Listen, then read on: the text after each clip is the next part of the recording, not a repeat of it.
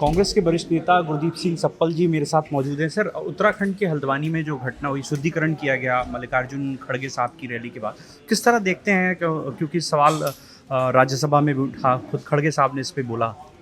इस तरह की कोई भी हरकत जो किसी एक इंसान की प्रेजेंस पे उस जगह को पवित्र करने की बात करे, जो ये कहे कि कोई भी व्यक्ति अगर किसी जगह पर मौजूद है तो उसकी मौजूदगी मात्र से वो जगह अपवित्र हो जाती है, ये सोच ही घृणित है। और ये घृणित सोच जिन लोगों ने की है, उन लोगों को बीजेपी की वहाँ की सरकार ने बिल्कुल उसकी कोई जांच ही नहीं की। उनको ये लगा ही नहीं कि ये गलत है। देश के इतने बड़े नेता जो राज्यसभा के अंदर लीडर ऑफ अपोजिशन है, उनकी मौजूदगी जहाँ पे थी, उस जगह को आप पवित्र करने की बात करें और इसकी जांच तक ना हो, इस पे कोई कार्रवाई ना हो, इसका एक ही मतलब है कि भारतीय जनता पार्टी की सरकार वहाँ पे ऐसे मामले को या तो उचित मानती है या इतना सीरियस नहीं मानती है। उनको लगता है कि ये कोई ऐसी घटना ही नहीं है जिसकी की जांच की जाए। और ये जो सोच है बीजेपी की, ये बहुत चिंताजनक सोच है, क्योंकि ये सोच संविधान से बनने के पहले की सोच है। संविधान जब बना था तो इस तमाम भेदभावों को वो खत्म करने की बात कर चुका है।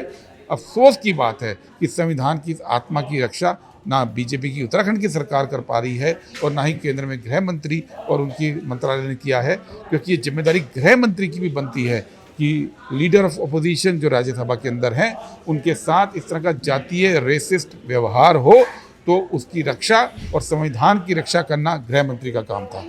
आप क्या चाहते हैं आगे? क्या इस पे एक्शन होना चाहिए?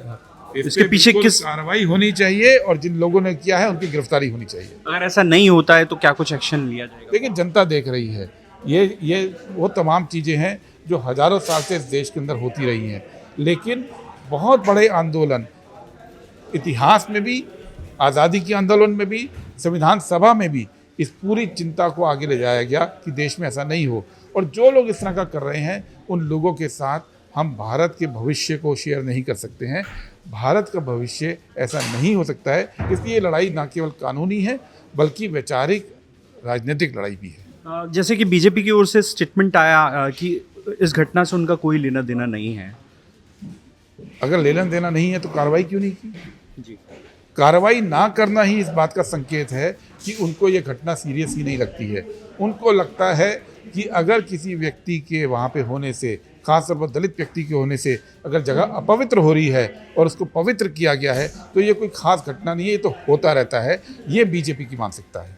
तो देखिए, ये थे हमारे साथ कांग्रेस के वरिष्ठ नेता गुरदीप सिंह सप्पल जी, जिन्होंने कई सवाल खड़े किए हैं हल्द्वानी की घटना को लेकर और बीजेपी को निशाने पर लिया है।